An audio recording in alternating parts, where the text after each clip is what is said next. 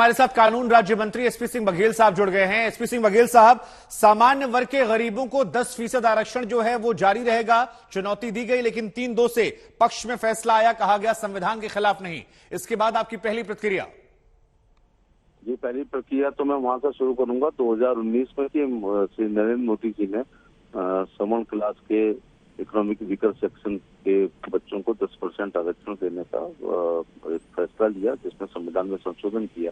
जिन लोगों को आपत्ति हुई वो माननीय सुप्रीम कोर्ट में गए हैं और आज सुप्रीम कोर्ट की संविधान पीठ ने बहुमत के आधार पर 3-2 के फैसले में पक्ष में कहा है कि आरक्षण जारी रहेगा।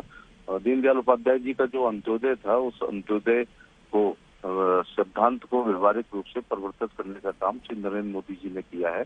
अंतिम सवर्ण बच्चे जो 72 साल 75 साल देश की आजादी और आरक्षण को 72 साल हो गए हैं, और जो कई परिवार ऐसे हैं सवर्ण क्लास के जिनके एक बच्चा भी 3 पीढ़ी में चपरासी भी नहीं बन पाया, तो अंतिम सवर्ण बच्चे के चेहरे पर मुस्कुराहट लाने की कोशिश की है। अंत्योदय का मतलब केवल अंतिम व्यक्ति, गरीब व्यक्ति को मकान, दुकान, बिजली, पानी, गैस सिलेंडर नहीं होता है, बल्कि आज ये 10% आरक्षण देकर के उन्होंने। एसपी सिंह बघेल साहब, आप देखिए, आप तो कानून के जानकार हैं, मंत्री हैं। एक सवाल सभी के मन में बार बार आ रहा है सर, और ये सवाल का जवाब हर कोई जानना चाहता है कि जो वो 50% का बैरियर है, क्या उस बैरियर को तोड़ा गया है? क्योंकि उदित राज इस फैसले के बाद बार बार, या कई और नेता भी निकल कर आ रहे हैं, वो कह रहे हैं कि हम 30 साल से लड़ाई लड़ रहे थे, तब सुप्रीम कोर्ट ने कहा 50% का बैरियर नहीं पार कर सकते, लेकिन इस बार कर दिया है। तो इन आरोपों में कितनी सच्चाई है सर? आप बेहतर समझा सकते हैं कि 50% बैरियर को आप पार कर रहे हैं या उसी में एडजस्ट कर रहे हैं?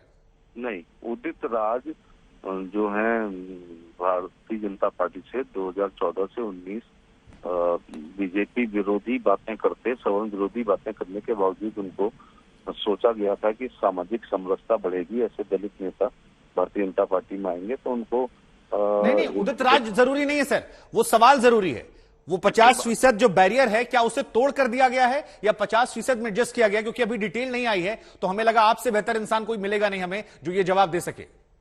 27% आरक्षण ओबीसी का है, आप 15% एससी का है, 7.5% उसमें एसटी का है, और ये 10% ये हुआ, तो जोड़ लीजिएगा ना, ये कहाँ 50 से ऊपर जा रहा है। दूसरी बात, आप ये देख रहे होंगे कि तमिलनाडु में आरक्षण 50 को क्रॉस भी किया है इस मामले में, और ये बहुत अच्छे सामान्य नियम बनाए हैं, रेवेन्यू अधिकारी तय करेंगे, क्योंकि आजकल सूचना के अधिकार में सब कुछ है। 100 वर्ग से ज्यादा उसके पास भूखंड आवासीय नहीं होना चाहिए, 5 एकड़ से ज्यादा जमीन नहीं होनी चाहिए, 8 लाख से ज्यादा उसकी आर्थिक स्थिति नहीं होनी चाहिए, और 1000 वर्ग फुट से ऊपर का फ्लैट या कोई आवास नहीं होना चाहिए। ऐसे लोगों को ईडब्ल्यूएस में रखा गया है, जिसको रेवेन्यू डिपार्टमेंट के लोग उसको तय करेंगे।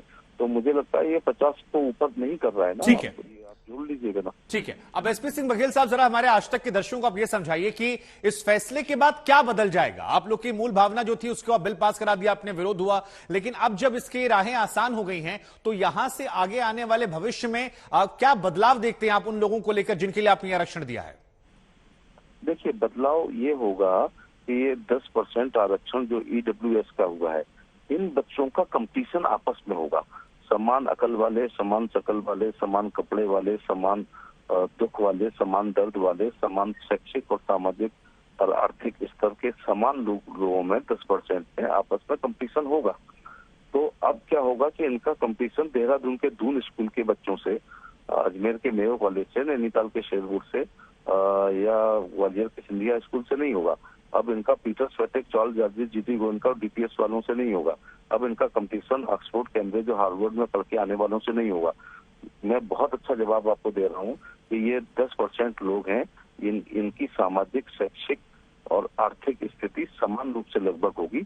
इनमें जो बच्चा इंटेलिजेंट होगा वो इस 10% के आरक्षण में काबिज हो जाएगा, लेकिन उसका कंपटीशन उस समान बच्चे से नहीं होगा। मैं एक बार फिर रिपीट कर दूं, क्योंकि भारत में कांग्रेस ने एक गलती करी कि देश की आजादी के साथ अगर कॉमन एजुकेशन हो जाती। मैं बघेल साहब आपसे जाते आते एक छोटा सा कमेंट ले लेता हूं। जस्टिस रविंद्र भट्ट साहब की तरफ से कह दिया गया था कि यह भेदभाव पक्षपात है, समानता की भावना को खत्म करने वाला है। जस्टिस यूयू ललित भी इससे इत्तेफाक रखते थे। कुछ कहना चाहेंगे इस पर सर आप? नहीं, सुप्रीम कोर्ट पर टिप्पणी करने के लिए उदित राज ही काफी होते हैं, हम सबकी लक्ष्मण रेखा है। लेकिन मैं ऐसा करना चाहूंगा कि ये, सुनिएगा, ये लोहिया की गैर बराबरी की भावना, ये समता मूलक समाज बाबा साहब की भावना और ये दीनदयाल जी के अंत्योदय की भावना को ये आरक्षण फुलफिल करता है। हमारे अलग राजनीतिक विचारधाराओं के महापुरुषों ने जो गरीब लोगों के लिए सपना देखा था उसको नरेंद्र मोदी जी ने पार्लियामेंट से पास करके, और ये एक ठीक है। कानून राज्य मंत्री एसपी सिंह बघेल साहब हमसे बात कर रहे थे और उन्होंने अपनी फैसले पर प्रतिक्रियाएं दी, बताया कि इससे क्या बदलेगा।